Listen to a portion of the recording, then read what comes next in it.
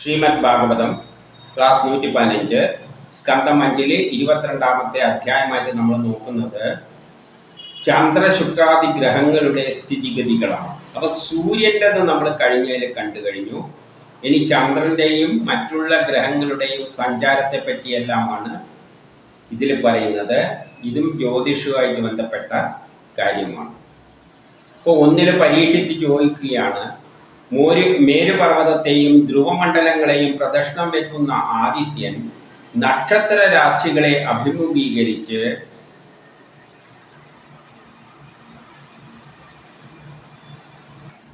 അപ്രദക്ഷിണമായും ചലിക്കുകയാണല്ലോ. ഇതിനെ എങ്ങനെ മനസ്സിലാക്കണം? അപ്പോൾ ഒന്ന് മനസ്സിലായി, സൂര്യൻ ഇങ്ങനെ മേരുപർവ്വതത്തിന് ചുറ്റും ധ്രുവ നക്ഷത്രത്തിൻ്റെ എല്ലാം ചുറ്റും കറങ്ങുകയാണ്. അതേസമയം നക്ഷത്ര രാശികളുടെ ഇടക്ക്, അതായത് നമ്മുടെ ഈ സൗരയൂഥ സിസ്റ്റത്തിലെ രാശിചക്രത്തിൽ സൂര്യൻ കറങ്ങുന്നുണ്ട്. ഭൂമിയാണ് കറങ്ങുന്നുണ്ടെങ്കിലും വിത്ത് റെസ്പെക്ട് ഭൂമി സൂര്യൻ കറങ്ങുന്നതായിട്ടാണ് സയൻസിൽ കണക്കാക്കുക. അത് കറങ്ങുന്നുണ്ടല്ലോ, അതിനെപ്പറ്റിയുള്ള വിവരണം. അപ്പോൾ അത് കറങ്ങുമ്പോഴാണ് സൂര്യൻ്റെ കൂടെയുള്ള മറ്റുള്ള ഗ്രഹങ്ങളെയെല്ലാം പറ്റി പറയേണ്ടി വരിക. ഇപ്പം രണ്ടിൽ ശുഗൻ പറയുകയാണ്, കറങ്ങുന്ന കാലചക്രത്തിൻ്റെ കൂടെ ഒന്നിച്ചു തിരിയുന്ന അതിൻ്റെ മേലെയുള്ള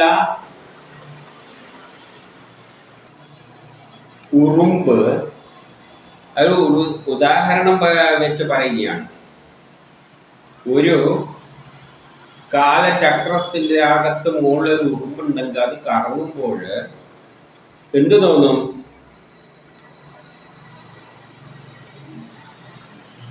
മറ്റ് പുറത്തുള്ളതെല്ലാം എങ്ങനെ തിരിയുന്നതായിട്ട് തോന്നും? നമുക്ക് എതിര് ദശയിൽ തിരിയുന്നതായിട്ട് തോന്നും. ഒരു കാലചക്രത്തിൽ നമ്മൾ അതിൻ്റെ മേലെ ഒരു ഉറുമ്പിരിക്കുകയാണെങ്കിൽ, കാലചക്രമാണല്ലോ, ഇതൊരു ചക്രത്തിലാണല്ലോ തിരിയുന്നത്, അതിൻ്റെ മുകളിൽ ഒരു ഉറുമ്പിരിക്കുകയാണെങ്കിൽ ഉറുമ്പ് അതിനോടൊപ്പം സഞ്ചരിക്കുമ്പോൾ പുറത്തുള്ളത് എങ്ങോട്ട് പോകുന്ന മാതിരി തോന്നും. നമ്മൾ ട്രെയിനിലിരിക്കുമ്പോൾ ശ്രദ്ധിച്ചാൽ മതി. നമ്മൾ ട്രെയിൻ മൂവ് പോകുമ്പോൾ ചെടികൾ പിന്നോട്ടേക്ക് പോകുന്നതായിട്ടാണ് തോന്നുക. അപ്പം നമ്മൾ യഥാർത്ഥത്തിൽ നമുക്ക് തോന്നുന്നതിന് എതിര് ദശയിലേക്കായിരിക്കും അത് കറങ്ങുന്നുണ്ടാവുക. അതേപോലെ ധ്രുവമണ്ഡലത്തിൽ ചുറ്റുമ്പോൾ ധ്രുവന് ചുറ്റും അത് സഞ്ചരിക്കുമ്പോൾ നക്ഷത്ര ദശയിൽ അത് അടുക്കുമ്പോൾ നേർ വിപരീത ദശയിലായിരിക്കും ചുറ്റുക. യഥാർത്ഥത്തിൽ സഞ്ചരിക്കുന്നത് നക്ഷത്ര ദശയിൽ എടുക്കുമ്പോൾ അത് എതിർ ദിശയിലേക്കാക്കിയിട്ട് കണക്കാക്കണം എന്ന് പറയുകയാണ്. എന്നിട്ട് 3, അതായത് നമ്മൾ പ്രത്യക്ഷത്തെ കാണുന്ന ചുറ്റലല്ല. നമ്മളിപ്പോൾ സൂര്യൻ കിഴക്കുതിച്ച് പടിഞ്ഞാറ് അസ്തമിക്കുന്നു തോന്നുന്നുണ്ടെങ്കിലും സൂര്യനല്ല ഉദിക്കുന്നത്, ഭൂമിയാണ് തിരിയുന്നത്. പക്ഷെ ഭൂമി തിരിയുന്നത് എങ്ങോട്ടേക്കാണ്? നേരെ എതിർ ദിശയിലാണ്. ചിന്തിച്ച മനസ്സിലാകും. ഇനി 3 ആദിപുരുഷനും ഭഗവാനുമായ നാരായണൻ തന്നെയാണ് സൂര്യദേവൻ. അപ്പൊ ഈ സൂര്യബ്രഹ്മം പ്രപഞ്ചം ഒരു ലോകം ഉണ്ടാക്കാൻ ചിന്തിച്ചു. അതില് ഗ്രഹങ്ങളെല്ലാം സൃഷ്ടിച്ചിട്ട് ആ ഗ്രഹങ്ങളുടെ ചലനം സമയമായിട്ട് ബന്ധിപ്പിച്ചിട്ടാണ് ഇവിടുത്തെ കാര്യങ്ങളെല്ലാം പോകുന്നതെന്ന് നമുക്കറിയാം. അപ്പൊ ആ സൂര്യൻ തന്നെയാണ് യഥാർത്ഥത്തിൽ ആ ഭഗവാനായ നാരായണൻ. അതുകൊണ്ടാണ് സൂര്യനാരായണൻ എന്ന് പറയുന്നത്. യഥാർത്ഥത്തിൽ ആ നാരായണൻ തന്നെയാണ് സൂര്യനായിട്ട് ആക്ട് ചെയ്തിട്ട് സൂര്യൻ്റെ ചലനവുമായിട്ട് ബന്ധിപ്പിച്ചുകൊണ്ടാണ് ഈ ലോകത്തിലുള്ള ജീവജാലങ്ങളെല്ലാം ചലിക്കുന്നത്. അതുകൊണ്ട് ആദിപുരുഷനും ഭഗവാനുമായ നാരായണൻ തന്നെ സൂര്യദേവൻ. സമസ്ത ജീവജാലങ്ങളുടെയും ക്ഷേമത്തിനായിട്ട് പണ്ഡിതന്മാരാലും വേദങ്ങളാലും അറിഞ്ഞത് പ്രകാരം തന്നെ, അപ്പം സമസ്ത ജീവജാലങ്ങളുടെയും ഉന്നതിക്ക് വേണ്ടിയിട്ടാണ് ഈ സൂര്യനാരായണൻ സൂര്യനായിട്ട് പ്രത്യക്ഷപ്പെട്ടിരിക്കുന്നത്. സൂര്യനാരായണനായിട്ട് ഏത് ആ നാരായണൻ അല്ലെ ആ ശ്രീഹരി സൂര്യനാരായണനായിട്ട് പ്രത്യക്ഷപ്പെട്ടത് ഈ ജീവജാലങ്ങളെല്ലാം സൃഷ്ടിക്കണ്ടിട്ട് സൂര്യനും ഭൂമിയെല്ലാം ഉണ്ടായല്ലേ പറ്റും. അതുകൊണ്ട് അത് തന്നെ കഴിഞ്ഞിട്ട് സൂര്യനായിട്ട് വന്നിരിക്കുകയാണ്. ആ സമയം കാലമെല്ലാം അതുമായിട്ടാണ് ബന്ധപ്പെട്ട് കിടക്കുന്നത്. അത് എവിടെ പറഞ്ഞിട്ടുണ്ട്? പണ്ഡിതന്മാർ വേദങ്ങളിലൂടെയെല്ലാം വിവരിച്ചു തന്നിട്ടുണ്ട്. അതിലൂടെ മനസ്സിലായിക്കൊള്ളണം. ഇപ്രകാരം കർമ്മങ്ങളുടെ സദ്ഗുണത്തിനായി ഇരിക്കുന്ന തൻ്റെ സ്വരൂപത്തെ, അപ്പൊ അത് ലോകത്തിന്റെ ഉന്നമതിക്ക് വേണ്ടിയും കർമ്മത്തിലൂടെയാണ് എല്ലാവരും ലോകം പുരോഗമിക്കേണ്ടത്. എല്ലാവരും കർമ്മം ചെയ്ത് ഉണ്ടാവുന്ന ലോകം, ഒരു സുന്ദരമായ ലോകം ഉണ്ടാക്കണം. അപ്പൊ കർമ്മങ്ങളുടെ സദ്ഗുണത്തിനായി ഇരിക്കുന്ന തൻ്റെ സ്വരൂപത്തെ 12 വിഭജിച്ചു. അതുകൊണ്ട് അതെന്ത് ചെയ്തു? ഈ സൂര്യൻ അതിൻ്റെ ചുറ്റുമുള്ള സ്ഥലങ്ങളെ മുഴുവൻ 12 വിഭജിച്ചിട്ട് 12 രാശികളാക്കിയിട്ട് രാശിചക്രത്തില് വിഭജിച്ചു. നമ്മളും ജിയോമെട്രി പഠിക്കുമ്പോൾ 360 ഡിഗ്രി ആയിട്ട് 12 ഡിവൈഡ് ചെയ്യുമ്പോഴാണ് ഈ 30 ഡിഗ്രി. കണക്കിൽ ഏറ്റവും പ്രധാനപ്പെട്ട ഒരു ഡിഗ്രി 30ആണ്. 12 വിഭജിക്കുകയാണ്. എന്നിട്ട് 6 ഋതുക്കളെയും സൃഷ്ടിച്ചിട്ട്, ആ ഋതുക്കൾ ഉണ്ടാകാൻ കാരണം വട്ടത്തിലല്ല ചുറ്റുന്നത്, ഇങ്ങനെ ചുറ്റുന്നതുകൊണ്ടാണ് സീസൺസിൽ വ്യത്യാസം വരുന്നത്. അപ്പോൾ 6 തരം സീസൺസ് ഉണ്ടാക്കിയിട്ട് ഇവിടെയുള്ള ജനങ്ങളുടെ കർമ്മഭാവത്തിനനുസരിച്ച് ഋതുഗുണങ്ങളെ ഉളവാക്കുന്നു. ആ ഋതുക്കളിലൂടെയാണ്. സൂര്യന് ചുറ്റും ഭൂമി ഒരേ വട്ടത്തിലാണ് ചുറ്റിയിരുന്നെങ്കിൽ എല്ലാവരും ഒരുപോലെ ആയിരുന്നു, കാരണം ഒരു വ്യത്യാസവും ഇല്ല. പക്ഷെ ഇങ്ങനെ എലിപ്റ്റിക്കലിൽ ചുറ്റുന്നതുകൊണ്ടാണ് ഋതുക്കൾ, കാലങ്ങളെല്ലാം ഉണ്ടായിരിക്കുന്നത്. അതുകൊണ്ടാണ് എല്ലാവരും വ്യത്യസ്തമായത്. അതുകൊണ്ട് ആ ഋതുഭേദങ്ങളുടെ അടിസ്ഥാനത്തിൽ മനുഷ്യരുടെ കർമ്മങ്ങളെല്ലാം വ്യത്യസ്തമായിട്ട് മാറ്റിക്കൊണ്ട് അവരെ കർമ്മത്തിലേക്ക് നയിക്കുന്നു. എന്നിട്ട് 4 പറയുന്നു, വർണ്ണാശ്രമധർമ്മം ആശ്രയിക്കുന്ന മനുഷ്യജനങ്ങൾ. മനുഷ്യർ വർണ്ണാശ്രമധർമ്മം അനുഷ്ഠിക്കുക എന്ന് പറഞ്ഞാൽ ചിലവര് ബുദ്ധി കൊണ്ടാണ് കർമ്മം ചെയ്യുക, ചിലവർക്ക് ലീഡർഷിപ്പ് ക്വാളിറ്റിയാണ്,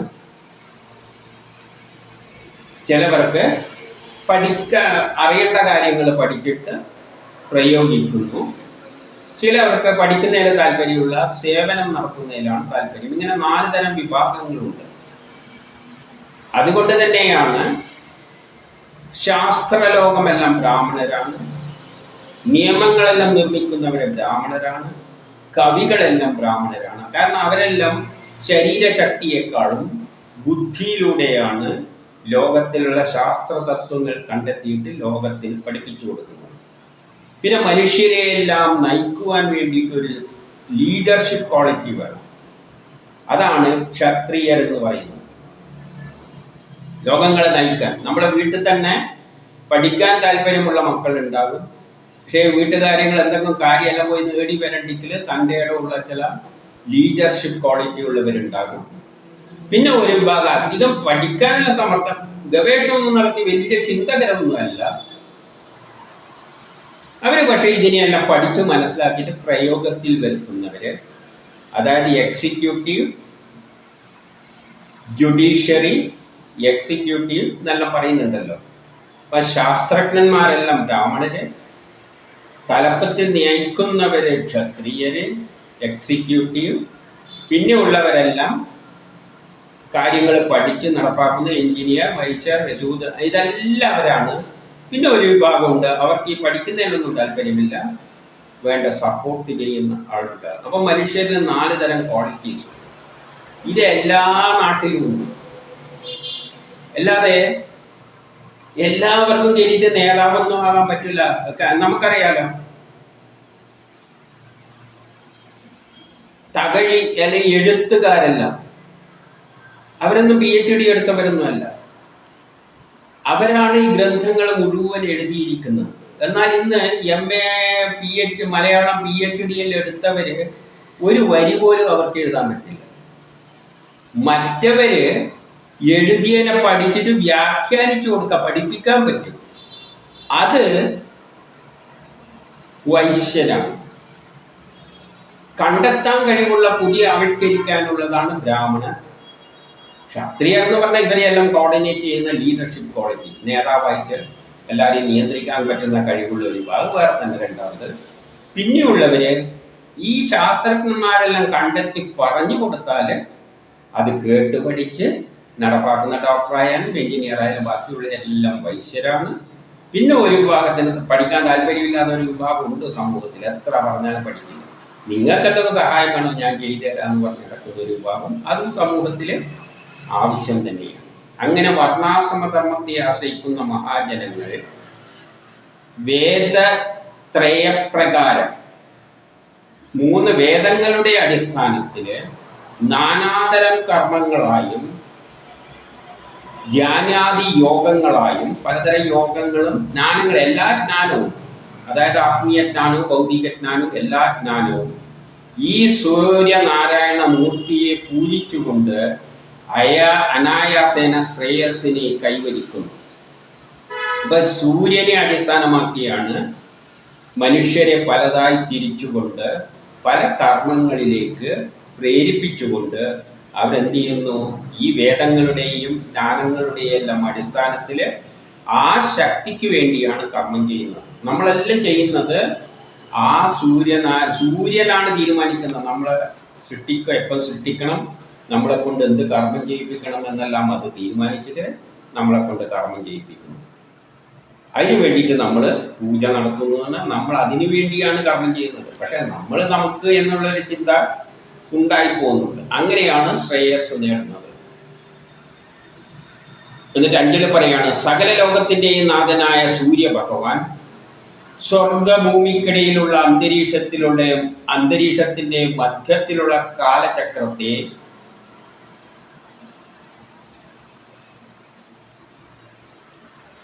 അപ്പോൾ ഏറ്റവും മുകളിലുള്ള സ്വർഗം, ഭൂമി, നടുവിലുള്ള അന്തരീക്ഷം. ആ അന്തരീക്ഷത്തിന്റെ മധ്യത്തിലാണ് സൂര്യൻ ഇരുന്നു കൊണ്ട് കാലചക്രം ഉണ്ടാക്കിയിരിക്കുന്നത്. ആ കാലചക്രത്തിലൂടെയാണ് എല്ലാ ഗ്രഹങ്ങളും ചുറ്റിക്കൊണ്ടിരിക്കുന്നത്. എന്നിട്ട് ആ സ്ഥലത്തെ എന്താക്കി മാറ്റി? മേടാതി രാശികളാണ്. മേടം, ഇടമം മുതലായ 12 രാശികളായിട്ട് വ്യവഹരിക്കുകയും സൂര്യനെ കേന്ദ്രമാക്കിക്കൊണ്ട് ആകാശത്തിലുള്ള ഈ ചുറ്റുമുള്ള ആകാശത്തെയും മുകളിലുള്ള എല്ലാ സ്ഥലത്തെയും, മുകളിലുള്ള എല്ലാ സ്പേസിനെയും 12 രാശികളായി തിരിച്ചു. അതാണ് രാശിചക്രം. അതുവഴി വർഷത്തിന്റെ 12 മാസങ്ങളായി അനുഭവിക്കുകയും അതിലൂടെയാണ് 12 മാസങ്ങൾ ഉണ്ടാകുന്നത്. മേടം, ഇടവം എന്നുള്ളത്. അതിൽ ഓരോന്നിലും സൂര്യൻ വരുമ്പോൾ സ്വഭാവങ്ങൾ വ്യത്യസ്തമാണ്.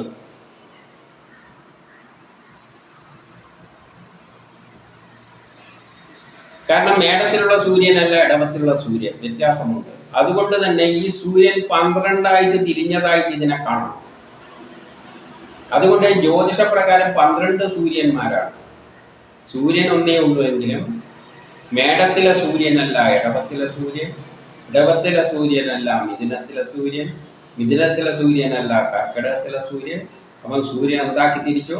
12 സൂര്യന്മാരായിട്ട് സ്വയം മാറി. ഈ രാശികളിൽ വരുമ്പോഴും ഓരോ സൂര്യന്റെ സ്വഭാവം കാണിക്കുന്നു. അങ്ങനെ 12 മാസങ്ങളായി അനുഭവിക്കുന്നു. അതേപോലെ തന്നെ ചന്ദ്രമാസം വെച്ച് നോക്കുകയാണെങ്കിൽ 2 പക്ഷങ്ങളായിട്ടാണ് പോകുന്നത്. സൂര്യൻ അങ്ങനെ പക്ഷങ്ങളൊന്നുമില്ല. പക്ഷെ ചന്ദ്രനെ വെച്ച് നോക്കുമ്പോൾ ചന്ദ്രൻ ഒരിക്കൽ വലിപ്പം കൂടുകയും ചെയ്യുന്നുണ്ട്, ഒരിക്കൽ വലിപ്പം കുറഞ്ഞും വരുന്നുണ്ട്. അപ്പം ശുക്ലപക്ഷവും കൃഷ്ണപക്ഷവും എന്ന് വെച്ചിട്ട് ചന്ദ്രൻ പോകുന്നത് 2 പക്ഷങ്ങളായിട്ടാണ്. സൂര്യൻ അങ്ങനെയൊന്നുമില്ല, ഒരേപോലെ മേടത്തിലാകുമ്പോൾ ഒരുമാതിരി, ഇടവത്തിലാകും, ഇങ്ങനെ അങ്ങ് പോയിക്കൊണ്ടിരിക്കുകയാണ്. പക്ഷേ ചന്ദ്രൻ 2 പക്ഷങ്ങൾ പ്രകാരം, അതായത് ചന്ദ്രമാസം വെച്ചാണെങ്കിൽ അതിന് ശുക്ലപക്ഷമുണ്ട്, കൃഷ്ണപക്ഷമുണ്ട്. സൗരമാനപ്രകാരമാണെങ്കിൽ 2 ഞാറ്റുവേലയും 2.25 ഞാറ്റുവേലയും സൂര്യന്റെ അടിസ്ഥാനത്തിൽ. പിന്നെയോ പിതൃക്കളുടെ കണക്കനുസരിച്ച് 1 പകലും 1 രാത്രിയുമാണ്. സംവത്സരത്തിന് അങ്ങനെ 6ൽ 1, 2 മാസം എന്ന നിലയിൽ ഋതു എന്ന് പറയപ്പെടുന്നു. അപ്പോൾ ഋതുക്കളായിട്ട് തിരിച്ചു. ഋതുക്കൾ എന്ന് പറഞ്ഞാൽ 2 മാസമാണ്. 6ൽ 1 എന്ന് പറഞ്ഞാൽ 12ൽ 1. 12 മാസങ്ങളിൽ 6ൽ 1 ആണെങ്കിൽ 12 മാസത്തിൽ 2. അപ്പം 2 മാസം കൂടുമ്പോൾ ഒരു ഋതു എന്ന കണക്കിൽ എന്തുണ്ട്? 6 ഋതുക്കളുണ്ട്. വസന്തം, ഗ്രീഷ്മം എന്നെല്ലാം പറഞ്ഞുകൊണ്ട് ഋതുക്കൾ. ഇതെല്ലാം ജ്യോതിഷവുമായിട്ട് ബന്ധപ്പെട്ടതാണ്. പിന്നെ 6 പറയുന്നത് സൂര്യൻ 6 മാസം സഞ്ചരിക്കുന്ന കാലത്തെ അയനം എന്ന് പറയുന്നു. 150 ഡിഗ്രി സഞ്ചരിക്കുന്ന കാലത്തിന് ഉത്തരായനം. പിന്നെ ഒരു വട്ടം ചുറ്റുമ്പോൾ 150 ഡിഗ്രി സഞ്ചരിക്കുന്നതിന് ഉത്തരായണം, താഴത്തോട്ട് സഞ്ചരിക്കുന്നതിന് ദക്ഷിണായനം.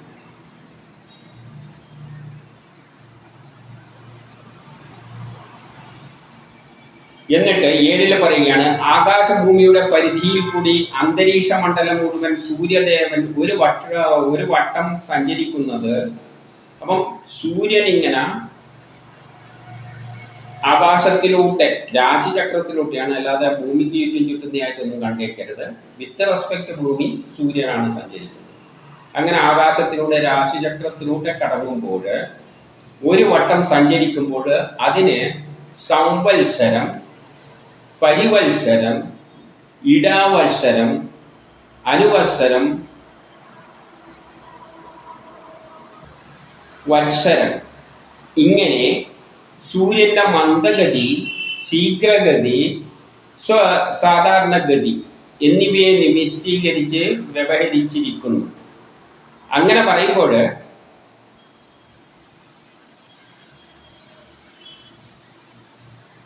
ഇതെന്തുകൊണ്ടാണെന്ന് വെച്ചാൽ സൂര്യനും ചന്ദ്രനും സഞ്ചരിക്കുമ്പോൾ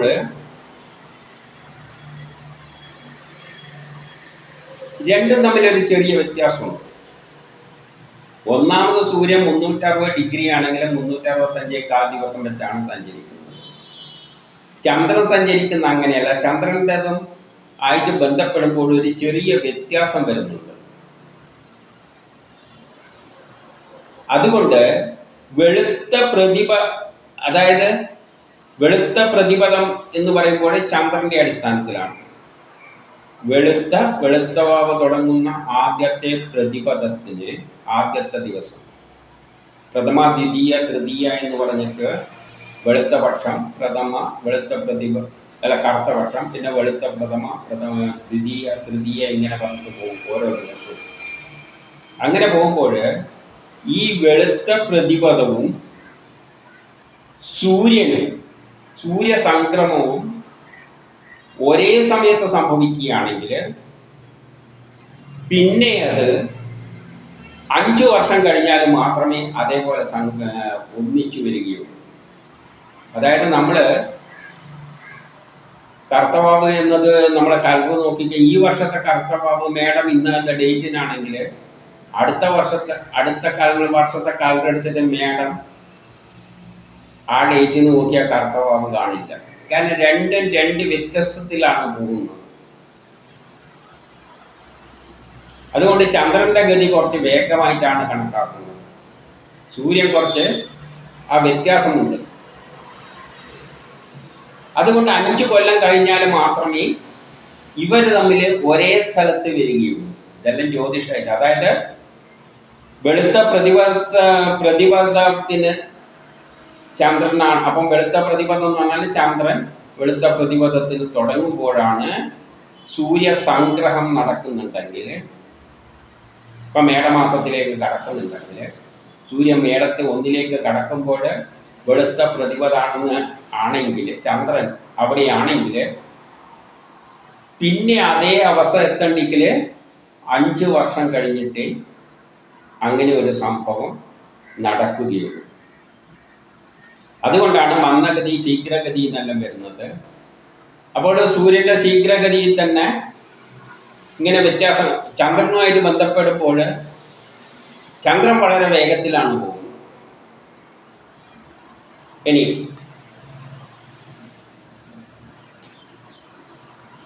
8 പറയുകയാണ് സൂര്യന്റെ മണ്ഡലത്തിൽ നിന്നും 1,00,000 യോജന അകലെ കാണുന്ന ചന്ദ്രൻ. അവൻ്റെ സൂര്യനിൽ നിന്നും ചന്ദ്രനിലേക്കുള്ള അടുത്ത് കിടക്കുന്ന സ്ഥലത്താണ് ഈ ഏകദേശം 1,00,000 പറഞ്ഞിരിക്കുന്നത്, അല്ലാതെ മാറിക്കൊണ്ടിരിക്കുന്നുണ്ട്. 1,00,000 യോജന അകലെ കാണുന്ന ചന്ദ്രൻ സൂര്യൻ ഒരു വർഷം കൊണ്ട് 2 പക്ഷങ്ങളായിട്ടാണ് സഞ്ചരിക്കുന്നത്. സൂര്യൻ ഒരു വർഷം കൊണ്ട് സഞ്ചരിക്കുമ്പോൾ ചന്ദ്രൻ രണ്ട് പക്ഷങ്ങൾ വെച്ച് കറുത്ത പക്ഷം വെളുത്ത പക്ഷം ഇങ്ങനെ തരത്തിലാണ് ചന്ദ്രന്റെ സഞ്ചാരം. ഒരു മാസം സൂര്യൻ സഞ്ചരിക്കുന്ന ദൂരം കൊണ്ട് ഒരു മാസത്തില് സൂര്യൻ ഒരു രാശി കടക്കുന്നതെന്ന് വെച്ചത്. അപ്പൊ മേടം കടക്കാൻ ഒരു മാസം എടുക്കുകയാണെങ്കിൽ മേടത്തിലൂടെ ചന്ദ്രനെ കടക്കണ്ടെങ്കിൽ 2.25 ദിവസം മതി. സൂര്യന് മേടം കടക്കാൻ ഒരു മാസം വേണമെങ്കിൽ, കാരണം ഒരു മാസം കഴിയുമ്പോഴല്ലേ മേടം വരുന്നത്. അപ്പോൾ ഒരു മാസം കൊണ്ടാണ് സൂര്യൻ മേടം കിടക്കുന്നത്. പക്ഷേ ചന്ദ്രൻ കിടക്കുന്നത് 2.25 ദിവസം കൊണ്ടാണ്. ഒരു രാശിയിൽ 2.25 നക്ഷത്രങ്ങളുണ്ട്. ഒരു ദിവസം ഒരു നക്ഷത്രത്തിൽ വെച്ചിട്ട് 2.25 നക്ഷത്രം കിടക്കണ്ടെങ്കിൽ 2.25 ദിവസം മതി. അപ്പം ചന്ദ്രൻ ഭയങ്കര വേഗത്തിലാണ് ആശാന്റെ പോക്ക്, സൂര്യൻ മെല്ലനെയാണ്. സൂര്യൻ ഒരു നക്ഷത്രം ഏകദേശം 14 ദിവസം കൊണ്ട് കിടക്കും, പക്ഷേ ചന്ദ്രൻ ഒരു ദിവസം കൊണ്ട് കിടക്കും. അതായത് സൂര്യൻ അശ്വതി നക്ഷത്രം കടന്നു പോകേണ്ടിക്ക് ഏകദേശം 14 ദിവസം പിടിക്കും, പക്ഷേ ചന്ദ്രന് ഒരു ദിവസം മതി. ഇതാണ് ചന്ദ്രന്റെ അതിശീഘ്ര ഗമനം. അപ്പൊ ചന്ദ്രൻ വളരെ വേഗത്തിലാണ് ആശാന്റെ പോക്ക്.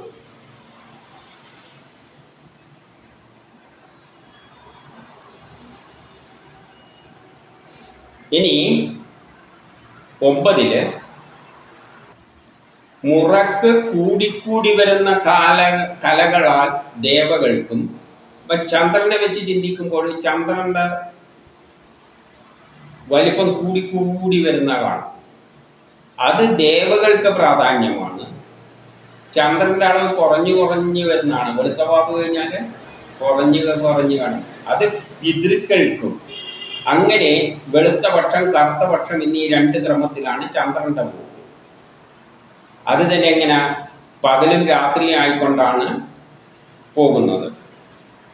അത് എന്തിന് സഹായിക്കുന്നുണ്ട്? സകല ജീവജാലങ്ങളുടെയും പ്രാണഭൂതനായി ജീവൻ നൽകുന്ന ചന്ദ്രൻ. ഇപ്പൊ ചന്ദ്രന്റെ ആ പോക്കാണ് പല ജീവജാലങ്ങൾക്കും പ്രാണനേകുന്നത്. ജീവനടിസ്ഥാനം അതാണ്. ഇപ്പൊ ചന്ദ്രന്റെ ആ സഞ്ചാരം അനുസരിച്ചാണ് ജീവജാലങ്ങളുടെ പ്രാണന്റെ കിടപ്പ്. നമ്മൾ ജീവൻ എന്നത് തന്നെ ഇതിൻ്റെ സമയമനുസരിച്ച്, ചന്ദ്രന്റെ സമയമനുസരിച്ചാണ് ഇരിക്കുന്നത്. അപ്പം നമുക്ക് ജീവൻ കിട്ടുന്നത് തന്നെ ഒരു പ്രത്യേക സ്ഥലത്ത് വരുമ്പോഴാണ് ജീവൻ കിട്ടുന്നത്. ജീവൻ പോകുമ്പോൾ ഒരു പ്രത്യേക സ്ഥലത്ത് ചന്ദ്രൻ വരുമ്പോൾ ജീവൻ പോവുകയും ചെയ്യും. അതിൻ്റെ ഇടയ്ക്കുള്ള സമയത്ത് ചന്ദ്രന്റെ സ്ഥിതി അനുസരിച്ച് നമ്മളുടെ ജീവനിൽ തന്നെ ചില പ്രയാസങ്ങളെല്ലാം ഉണ്ടാക്കും. ഒരു ദിവസം 60 നാൾ കൊണ്ട് അതങ്ങനെ സഞ്ചരിച്ചു കൊണ്ടിരിക്കുകയാണ് ഈ കാലചക്രം. അപ്പൊ അങ്ങനെ ചിന്തിക്കുമ്പോൾ ചന്ദ്രന് നമ്മളെ ജീവൻ ഉണ്ടാക്കുന്നതിൽ, നമ്മളെ ജീവൻ എന്ന പ്രതിഭാസത്തിന് പിന്നിൽ ചന്ദ്രന്റെ സ്വാധീനമുണ്ട്. അത് മാത്രമല്ല പ്രാണാദികളുടെ ചലനവും ചന്ദ്രനെ ആശ്രയിച്ചാണ് ഇരിക്കുന്നത്. അതുകൊണ്ടാണ് ചില സമയങ്ങളിൽ വെളുത്ത പാമ്പിനെല്ലാം ചില രോഗങ്ങളെല്ലാം നമുക്ക് വരുന്നത്. അപ്പം ചന്ദ്രനും പ്രാണനുമെല്ലായിട്ട് ബന്ധമുണ്ട്. ഈ ചന്ദ്രൻ 60 നാഴിക കൊണ്ട് ഒരു നക്ഷത്രത്തെ കടന്നുപോകും. 60 നാഴിക കൊണ്ട് ഒരു നക്ഷത്രം, അതായത് നാഴിക എന്ന ഒരു ദിവസമാണ്. ഒരു ദിവസം കൊണ്ടാണ് ചന്ദ്രൻ ഇത്തരത്തിൽ കടന്നു പോകുന്നത്. അത് നമ്മളെ പ്രാണനെ സ്വാധീനിക്കുന്നുണ്ട്. നമ്മളെ ജീവനെല്ലാം അതിലാണ് നിലനിൽക്കുന്നത്. ഇത് 10 പറയുകയാണ് 16 കലകളുള്ള ഈ ചന്ദ്രനപ്പം 16 തരത്തിലായിട്ട് നമ്മൾ ചന്ദ്രനെ കണക്കാക്കാം. ഒന്ന് പ്രഥമ, ദ്വിതീയ, തൃതീയ, ചതുർത്ഥി, പഞ്ചമി, ഷഷ്ടമി, സപ്തമി, അഷ്ടമി, നവമി, ദശമി, ഏകാദശി, ദ്വാദശി, ത്രയോദശി, ചതുർദശി, 14 എണ്ണം. പിന്നെ വെളുത്ത വാവ്, കറുത്ത വാവ്. അപ്പം ചന്ദ്രന് 16 തരമുണ്ട്. ഈ ചന്ദ്രൻ മനസ്സിന്റെ രൂപമാണ്, മനോരൂപമാണ്, അന്നരൂപമാണ്. നമുക്ക് അന്നലം നൽകുന്നതിന് ചെടികളുടെ വളർച്ചയ്ക്ക് അതിൽ നീര് ഉൽപ്പാദിപ്പിക്കുന്നതിന് അമൃതരൂപമാണ്. നമ്മുടെ അമൃതത്വം പ്രദാനം ചെയ്യുന്നതിന് ആത്മസ്വരൂപമാണ്. നമ്മുടെ ആത്മാവുമായിട്ട് ബന്ധപ്പെട്ട് കിടക്കുന്നുണ്ട് ചന്ദ്രന്റെ ഈ പ്രവർത്തനം. അതുകൊണ്ട് തന്നെ ഈ ആത്മസ്വരൂപനായ ഇത് ശ്രീഹരി തന്നെയാണ്.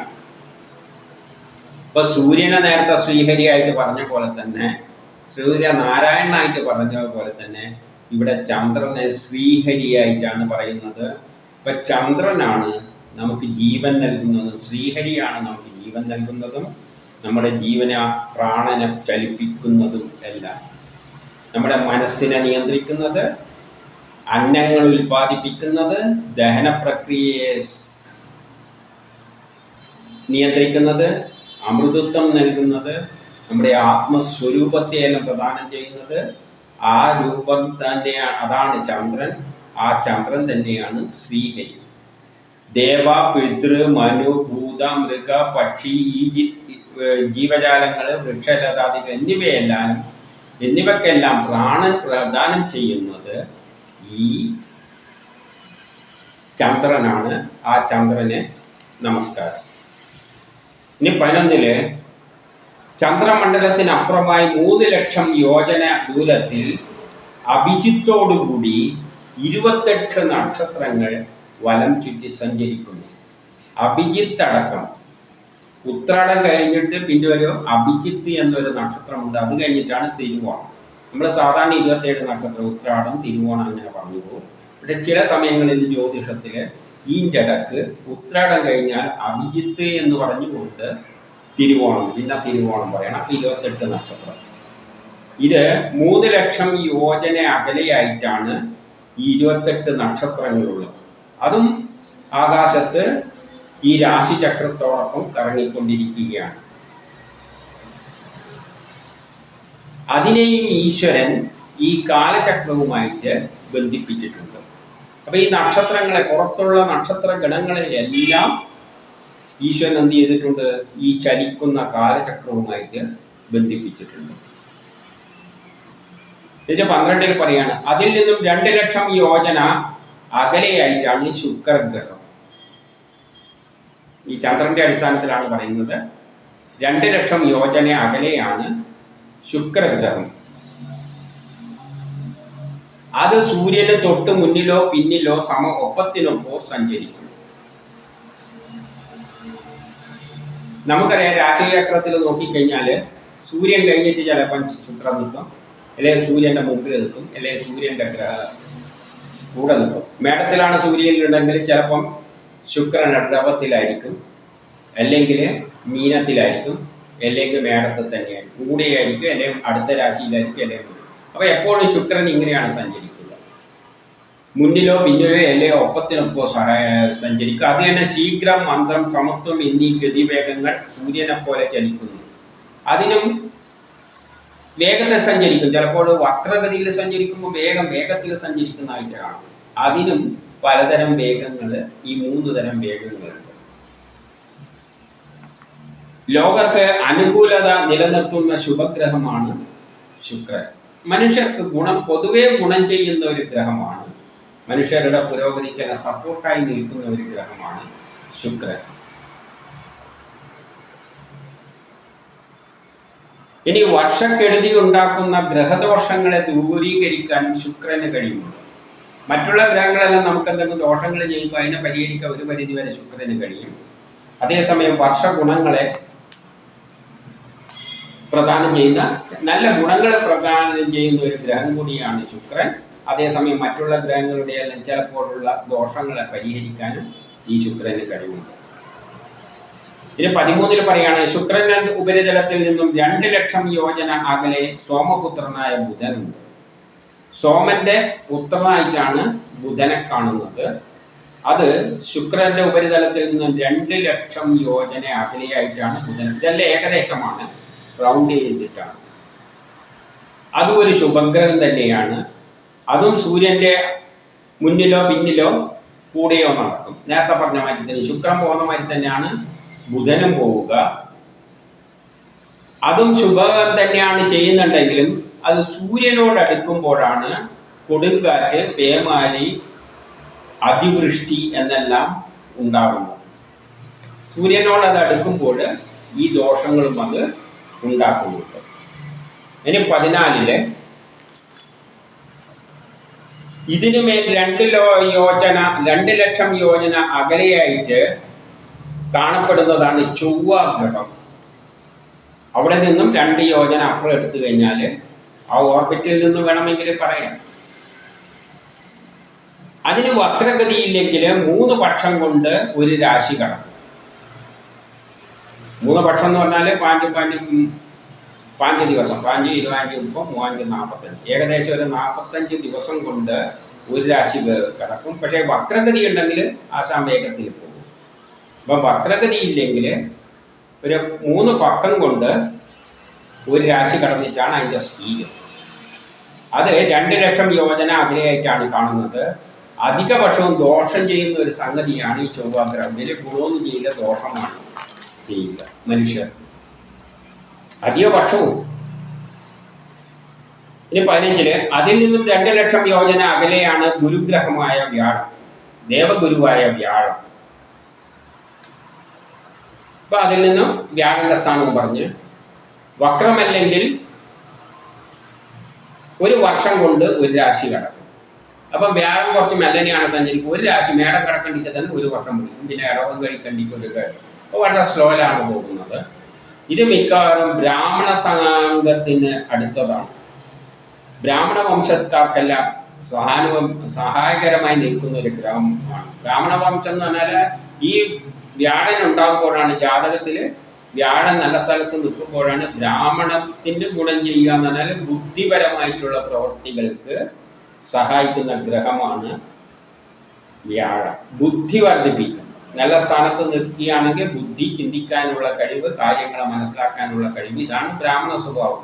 അല്ല ജനിച്ചുകൊണ്ട് കിട്ടുന്നില്ല. ജാതകത്തിൽ വ്യാഴം നല്ലടുത്ത് നിന്നിട്ടുണ്ടെങ്കിൽ അവൻ ബ്രാഹ്മണന്റെ സ്വഭാവം കാണിക്കും, ബുദ്ധിപരമായിട്ട് ഉയർന്ന നില കാണിക്കും. അതുകൊണ്ട് അത് ജനനം ഏതെങ്കിലും ആരെങ്കിലും വയറ്റി ജനിച്ചുകൊണ്ടൊന്നും കിട്ടാൻ പോകും. ഇനി 16 അതിൽ നിന്നും 2 ലക്ഷം യോജന അകലെയായിട്ടാണ് ശനി നിൽക്കുന്നത്. അത് ഒരേ രാശിയിൽ 30 മാസത്തോളം നിൽക്കും. വ്യാഴം 1 വർഷമാണെങ്കിൽ ഇത് 30 മാസം ഒരു രാശിയിൽ നിൽക്കും. അപ്പോൾ വളരെ സാവധാനത്തിലാണ് ശനിയുടെ പോക്ക്. ഏവർക്കും പൊതുവെ മനസമാധാനക്കുറവുണ്ടാക്കുന്ന ഒരു ഗ്രഹമാണ് ശനി. 17 പറയാണ് അതിൽ നിന്നും 11 ലക്ഷം യോജന അകലെ 7 സപ്തർഷികളെ കാണപ്പെടുന്നു. സപ്തർഷികൾ എന്ന് പറയുമ്പോൾ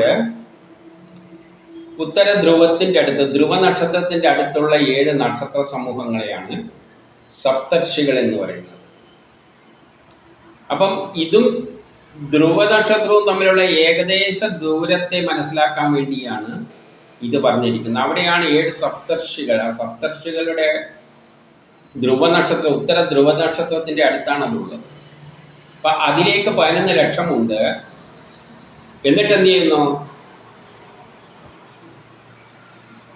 ഇവരെല്ലാം കൂടിയിട്ട് എന്ന് പറഞ്ഞാൽ ഈ സൂര്യനും ഈ നക്ഷത്രങ്ങളും സൂര്യനും ഈ ഗ്രഹങ്ങളും ബുധൻ, ശുക്രൻ എന്നീ പറഞ്ഞിട്ടുള്ള ഗ്രഹങ്ങളെല്ലാം കൂടിയിട്ട് എന്തിന്?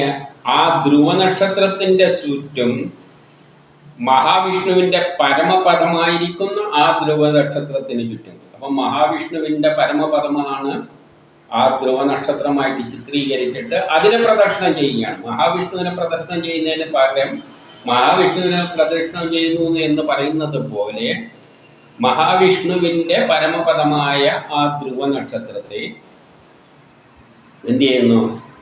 ഈ സൂര്യനും ഗ്രഹങ്ങളുമെല്ലാം അതിനെ ചുറ്റുന്നു. എന്തിനു വേണ്ടിയിട്ട്? ഈ ലോകത്തിൻ്റെ ക്ഷേമത്തിനായിക്കൊണ്ട്. അതായത് ഈ ലോകത്തിൽ നടക്കുന്ന എല്ലാ പ്രവർത്തനങ്ങളുടെയും അതിൻ്റെ എല്ലാ കർത്തൃത്വം ആർക്ക് തന്നെയാണ്? ഈ ശ്രീഹരിക്ക് അല്ലെങ്കിൽ മഹാവിഷ്ണുവിന് തന്നെയാണ്. അപ്പം മഹാവിഷ്ണുവിനെ ആശ്രയിച്ചുകൊണ്ടാണ് ഈ ലോകത്തിലെ ചരാചരങ്ങളുടെ എല്ലാ ജീവിതവും നിലനിൽക്കുന്നത്. അവർ സൃഷ്ടിക്കപ്പെടുന്നതും അവരെ എന്തിനു വേണ്ടി സൃഷ്ടിക്കുന്നു? കർമ്മങ്ങൾ ചെയ്യാൻ വേണ്ടിയിട്ട്. ആ കർമ്മങ്ങളെ ചെയ്യിപ്പിക്കുന്നതും എല്ലാം അത് തന്നെയാണ്. അതെല്ലാം ഈ ധ്രുവ നക്ഷത്രത്തെ കേന്ദ്രീകരിച്ചുകൊണ്ടാണ് ഈ ഗ്രഹങ്ങളെല്ലാം ചലിക്കുന്നത്. സൂര്യനടക്കം ചലിക്കുകയാണ്.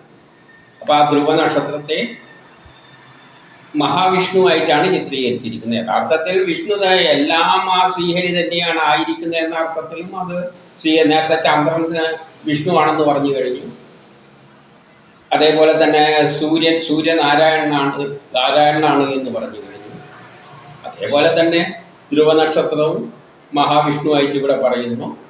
അതിനെ പ്രദക്ഷിണം വെക്കുന്ന തരത്തിലാണ് ഇവരെല്ലാം ചുറ്റുന്നത്. എന്തിനു വേണ്ടി? ആ തൃപ്പാദത്തെ പ്രദക്ഷിണം വെക്കുന്നത് പോലെ. എന്തിനു വേണ്ടി?